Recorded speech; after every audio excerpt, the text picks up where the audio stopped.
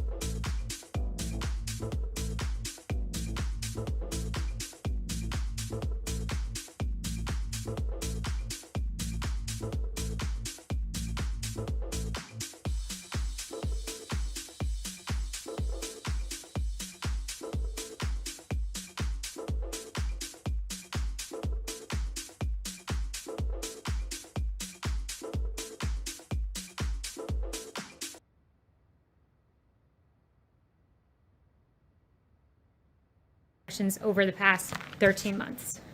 So next, I want to transition to talking about some of the things going on around the country.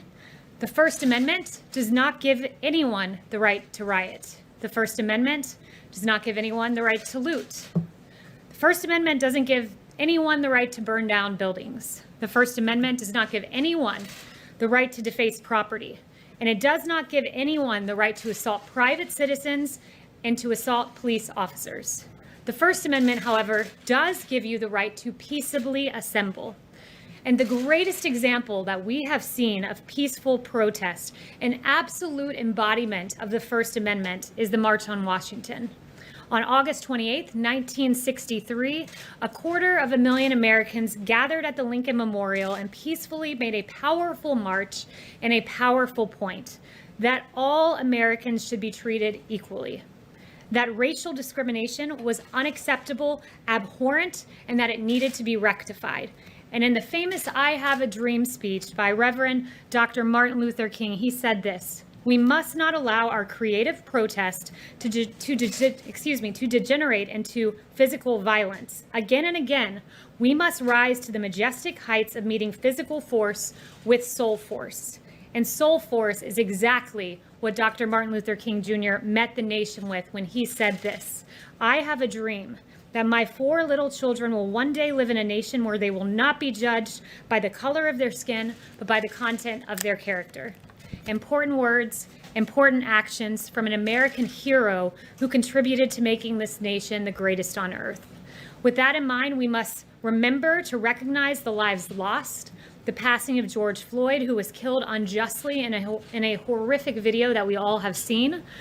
And we must also remember the passing of police captain David Dorn yesterday, who was shot and killed by looters in St. Louis in an absolute tragedy. A retired officer, 77 years old, whose wife was also a police officer herself. Dorn was a hero and an unfortunate casualty in the riots we have seen. Our hearts are with his family. We are all Americans. We must come together. We must unify, and we must have law and order. And with that, I'll take questions. Yes, we do. I have a couple questions. First on Secretary Esper. CBS News has learned that his remarks this morning were not received well here inside the White House. Had the Secretary ever expressed his views about active duty forces to President Trump before this morning in private?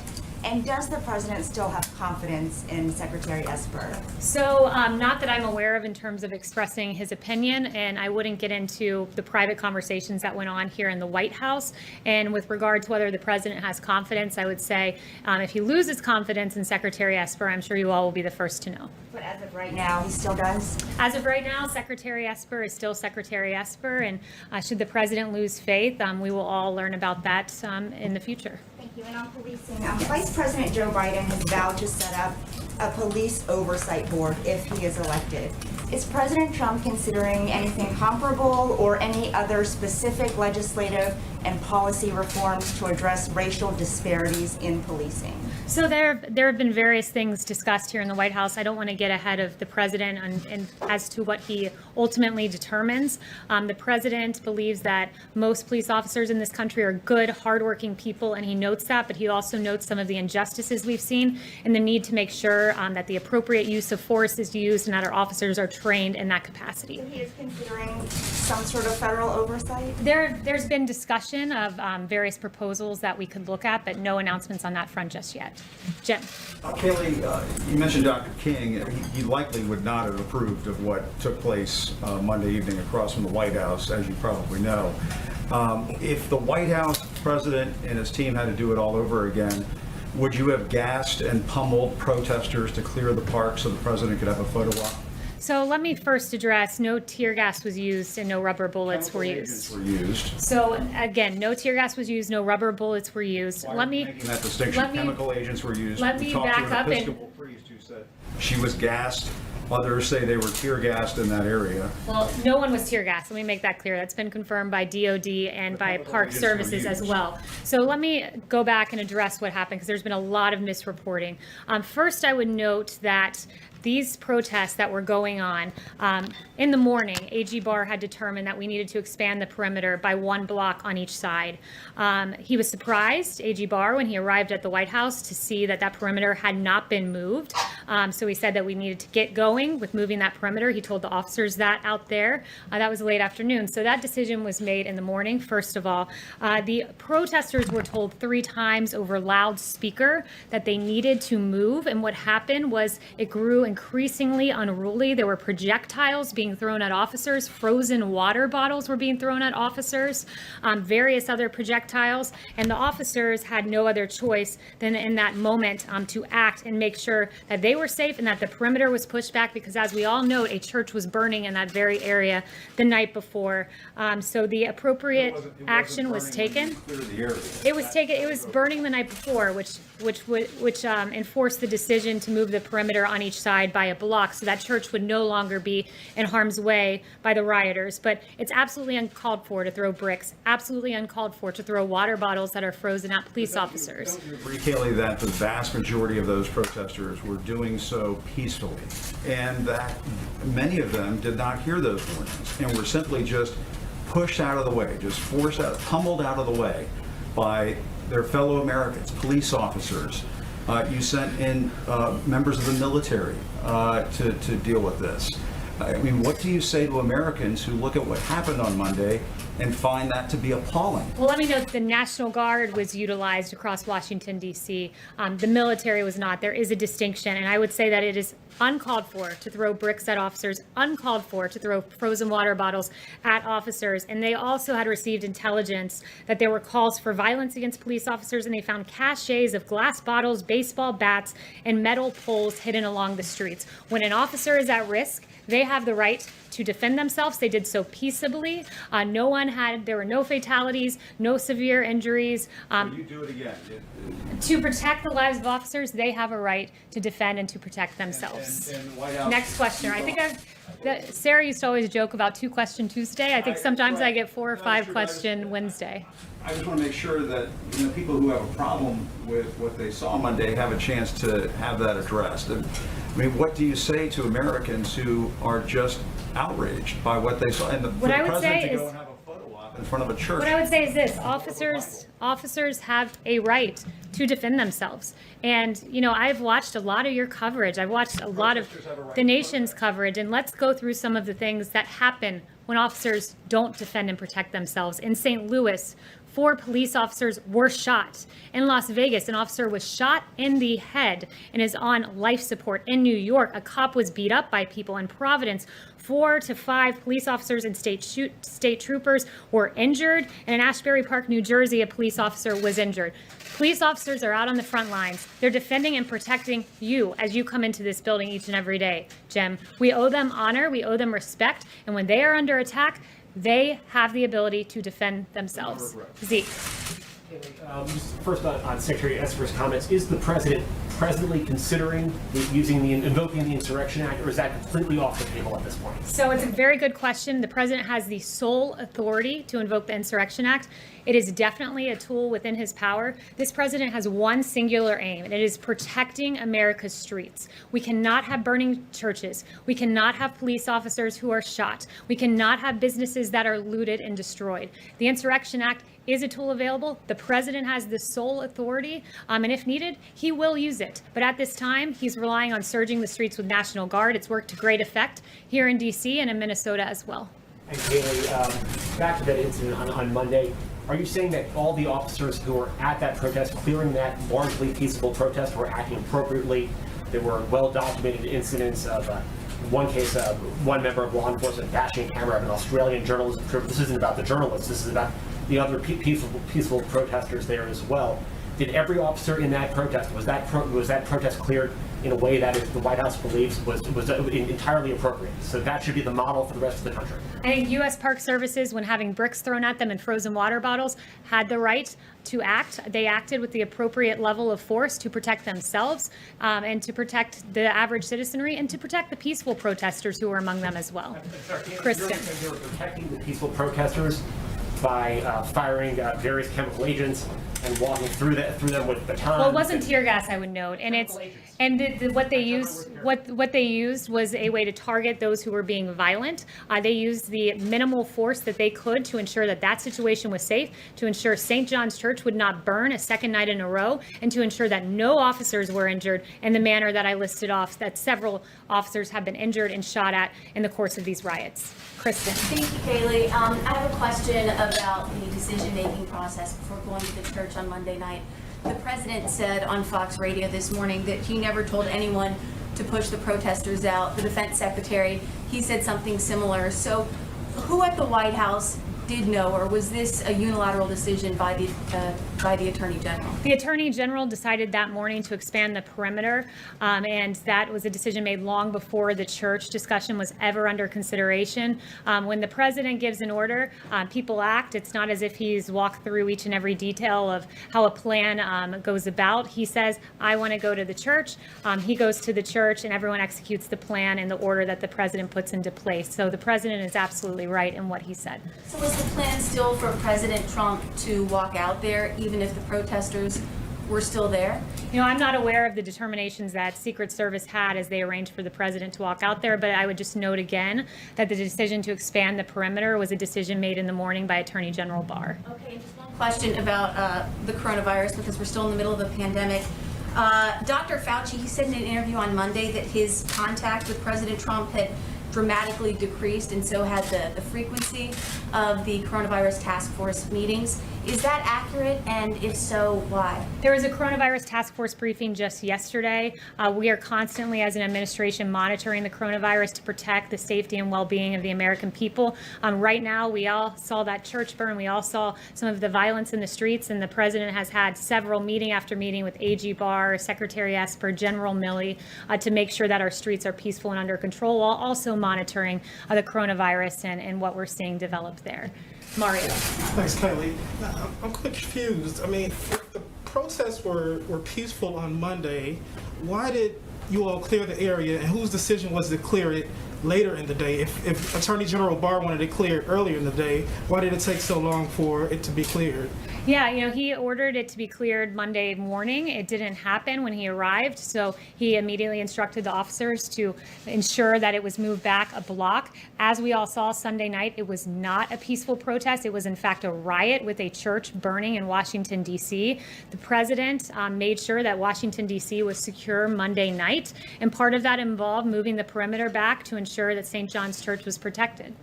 But that's quite a gap between the morning and then the evening when you all walked over there. Why was there such a gap? Look, again, that's a question for AG Barr, who made the order. It's a question for the officers who were on the ground at the time, why that wasn't deployed right away. But when AG Barr came to the White House, I think it was early afternoon, he noticed that it hadn't been cleared, gave the order for it to be cleared, and that action took place. Why did the president feel it was important to go walk over there through the park into the church? It was extremely important. Look, the president wanted to send a very powerful message that we will not be overcome by looting, by rioting, by burning. This is not what defines America. And going and standing by St. John's Church was a very important moment. And I would note that through all of time, we've seen presidents and leaders across the world who have had leadership moments and very powerful symbols that were important for a nation to see at any given time to show a message of resilience and determination. Like Churchill, we saw him inspecting the bombing damage. It sent a powerful message of leadership to the British people. And George W. Bush throwing out the ceremonial first pitch after 9/11, and Jimmy Carter putting on a sweater to encourage energy savings, and George H.W. Bush signing the Americans with Disabilities Act, flanked by 2 disabled Americans. And for this president, it was powerful and important to send a message that the rioters, the looters, the anarchists, they will not prevail, that burning churches are not what America's about. And that moment, holding the Bible Bible up is something that has been widely hailed by Franklin Graham and others, and it was a very important symbol for the American people to see that we will get through this through unity and through faith. Separately, the president, you said he had the results of his physical. We know that he did part of the physical late last year, I think it was. When did he have the rest of it done? I'm not aware of an exact date. I will ask Dr. Connolly for you on that, but I know it was fairly recently. Yes. I will go to Brett. Thanks, Kayleigh. The White House has spent a lot of time talking about how the protests have taken place and how people are protesting or shouldn't be protesting. But what is the White House doing to address the underlying causes that have led to these protests? Look, the president's done a lot. The president expedited the review, the FBI review of the George Floyd case. He swiftly ensured there was a civil rights investigation into George Floyd's death. Ahmaud Arbery, there's another investigation there on the part of DOJ. He's recognized what an injustice this was innumerable times, including in his national remarks that he gave on Saturday. So this president has done everything in his power to send a powerful message that these injustices will not be tolerated. But does the White House or the president, have they reached out to any of these protesters to try and start a dialogue about specific reforms they'd like to see? Or does the president plan to do that moving forward? Look, the president has looked at some various, not legislative necessarily, but tools that we could use to ensure that law enforcement uses the appropriate level of force. No discussions or announcements there on that front. But I will say that we're taking a hard look at this, but that the president recognizes that our police officers are valiant heroes. The vast majority are good, hardworking people who love this country and who love the American citizenry that they protect. There hasn't been any Emerald. Thanks, Kayleigh. Former Deputy Attorney General Rod Rosenstein testified today on the Hill that he didn't read the FISA applications, and he didn't even prepare the scope memo that started the Mueller probe. Given that Rosenstein appears to be deeply involved in Crossfire Hurricane and that he actually picked FBI Director Christopher Wray, isn't it time that the Trump administration appoints someone else other than Wray for FBI Director? Look, I have no announcements on that front, but what I will say with regard to the Rosenstein testimony is he said there was no there, and he now agrees with that text by Peter Strzok, who, obviously had no information of Russian collusion, but nevertheless strung us through this investigation. And you have Rosenstein, who, again, it's quite befuddling, said he wouldn't have signed off on the Carter Page FISA warrant that has his name on it. His name's signed on a FISA warrant to spy on the Trump campaign, that he wouldn't have signed off on that. Not only that, he wasn't sure that he read every page of it. It's a pretty grave thing to spy on an American citizen, to violate their Fourth Amendment rights, to not have a basis to do so, and to rely on a Russian dossier full of lies as the justification. So it's really astonishing to hear from him that he's not sure he read every page of that warrant, but I suppose it's encouraging to hear with his 2020 hindsight that he wouldn't have signed off on it, though I'm sure that's of no comfort to Carter Page. Well, the president has expressed his disappointment in Wray in the past, so where does he stand now? Does he have confidence in Wray today? At this moment, the president, as the FBI director, much like the Secretary of Defense is the FBI director, is the Secretary of Defense. If the president decides he no longer has confidence, you guys will be the first to know. One more on New York, if it's okay. So yesterday, New York Governor Cuomo made a pretty big statement saying that he might relieve Mayor de Blasio of his duties. Has there been any talk with Governor Cuomo about sending in the National Guard troops to New York, or is there any plan right now to send National Guard to New York? The president will do whatever is necessary to protect America's streets. He has made that clear, and he has several tools. That is one of them, sending in the National Guard. He does have the ability to federalize the National Guard should he choose to do that. But I would note, and I'm very glad you brought up New York, the very clear-cut cases of D.C. and New York.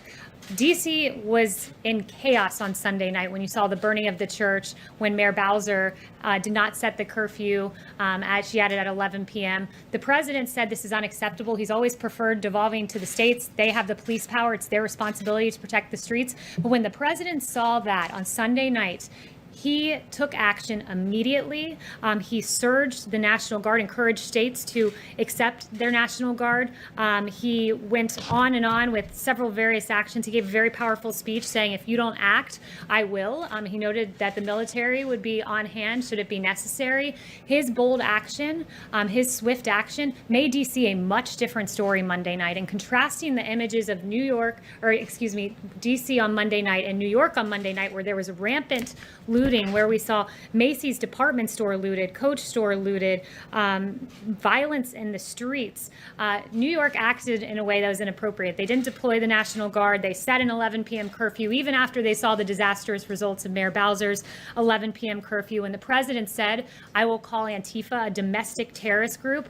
What was New York doing? New York was arresting people on burglary charges and then releasing 500 individuals after they had arrested them. So the weak-kneed policies of New York stand in stark contrast to the law and order policies of this president that has succeeded in securing this city, as we've seen the last 2 nights.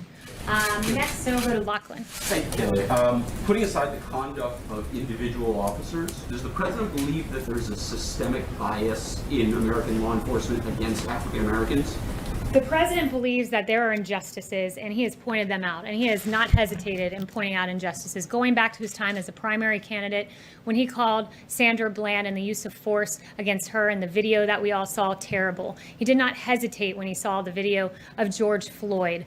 He was really upset by that video, as I noted. We've got the civil rights investigation into Ahmaud Arbery. He points out injustices, but he also notes this, that our police officers are good people. I've seen them out there on the streets protecting people. I've played the videos for you of the police embracing protesters, standing with the protesters. They're good, hardworking people. They protect our streets. That is what law enforcement is about. But at the same time, the president will note and he will call out injustices. And this is a president who's not hesitated in doing that when the time was right. Individual actions, but does he believe that the problem is systemic and endemic to American law enforcement? The president believes there are some examples of injustices. He calls them out. This is a president who, when Democrats for so many years talked about criminal justice reform and the disparities, the racial disparities in sentencing, President Obama didn't do that. Guess who fixed that? It was President Trump with the First Step Act, who engaged in sentencing reform and who really rectified some of the disparities we saw there. So, I think Democrats, others, Republicans should hail this president for calling out injustices when he sees them, either in a case-by-case basis or in the form of the First Step Act, where he noted the disparity in sentencing reforms. Josh. There's been a number of explanations on the clearing the park. One, that there was an attempt to enforce curfew. Another, that there was violent protesters from the park police. DOJ saying that it was previously going to be done anyway. Can you explain to us what the reason from the White House's perspective was for clearing the park? Why the White House wanted it done? So it wasn't the White House. As I said, it was AG Barr who expanded it was AG Barr who said the perimeter needed to be expanded 1 block each way because we were not going to see the church burn another night. I've already gone through in meticulous detail with my friend Jem here how it came about that perimeter was eventually moved, and I'm not going to repeat myself again. That would have been done anyway, even if it would not have been violent protesters, that would have happened? No, there were 3 announcements. So if the protesters had remained peaceful and had moved the perimeter as they were instructed to do, not 1, not 2, but 3 times via loudspeaker, it would have looked different. But when bricks are thrown, rest assured, officers will protect themselves. Chanel. The president said today that he went down to the basement to inspect it over the weekend. What was the point of the inspection? What was he looking for? Look, I won't go further than what the president has said because those are security matters, and I won't engage on that kind of discussion. Yes, Chanel. Kayleigh, so going back to Rosenstein, what is the president's response to the fact that neither Rosenstein nor Christopher Wray seem willing to take responsibility for the illegal wiretapping that took place on the Trump campaign? I also have a question on the Insurrection Act. Yeah, I would say, look, the president is dismayed. This happened to the president's campaign. A Republican campaign was spied on by a Democratic presidency, a Democratic administration, based on a dossier paid for by his opponent, Hillary Clinton, and the DNC. This is absolutely extraordinary. It is the biggest political scandal that we've seen. And the lack of journalistic curiosity on this front is appalling when you have multiple instances of people who were saying one thing under oath from the Obama administration and saying another thing in public, that they had direct evidence of Russian collusion. I mean, that's extraordinary. Adam Schiff, I've got direct evidence, when in fact we know there was none in the Mueller report after spending millions of taxpayer dollars, totally and completely exonerated President Trump. It was a travesty, and we hope to get to the bottom of this because it should never be done again in American politics to any president of either political party. Insurrection Act, Secretary Esper this morning said that he opposes it. The last time it was used was 1992.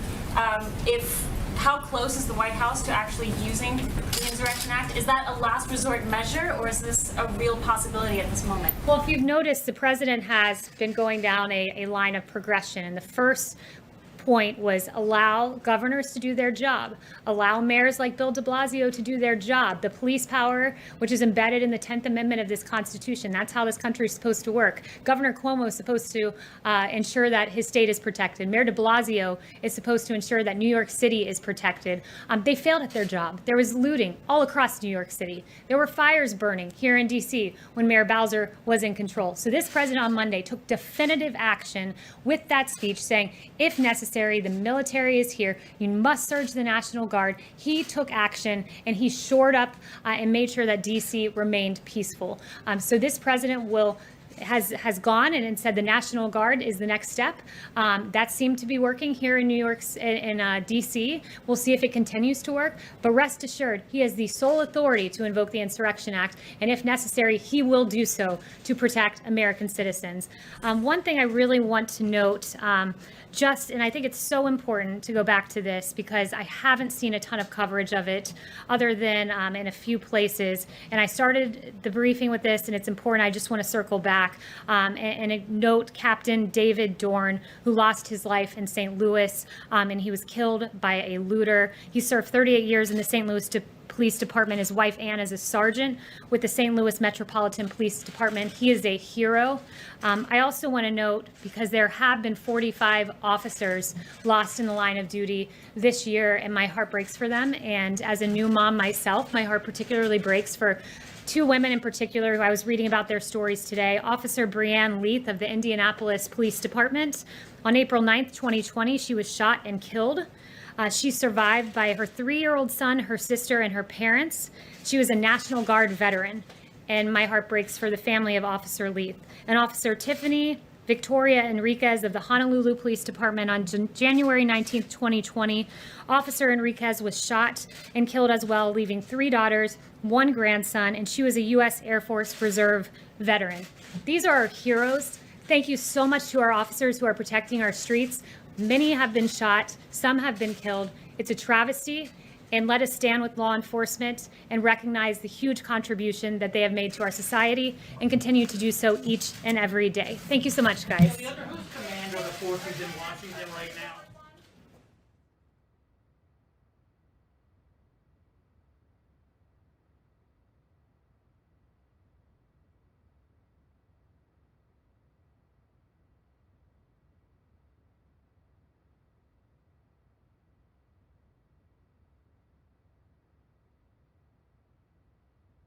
Barack Obama, B.A. Columbia University, J.D. Harvard Law School, instructor in constitutional law, the University of Chicago. Are you impressed? Our guest today, Thomas Sowell, is not. Uncommon knowledge now.